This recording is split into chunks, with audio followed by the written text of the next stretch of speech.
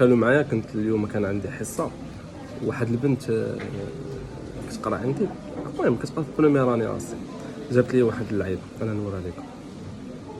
جات عطاتني هاد الورقه، شوف شنو كاتبه فيها، زعما مصايبه على شكل براق، على شكل جوا. شوف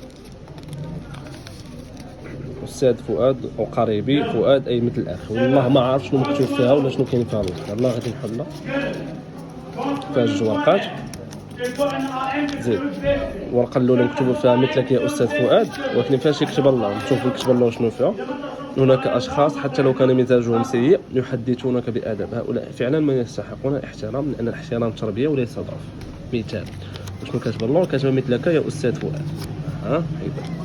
لان البارح كانت عندي معاهم حصه هذا القسم، بصراحه كنت معصب شويه، ولكن واخا كنت معصب ما خليتش زعما التقليقه ولا داكشي اللي كان ضارني زعما بوحدو، وخدمت معاهم خدمه عاديه وكان فيها الضحك والنشاط. شوفوا الورقه الثانيه: البسطاء يمتلكون ارواحا نادره جدا، تجدهم بمظهر متواضع لكنهم بمحتوى باهظ وراقي، ينعمون بهدوء النفس لانهم يمتلكون كنز القناعه، وانت من هؤلاء يا استاذ فؤاد. الله يرضى عليك، الله يرضى عليك.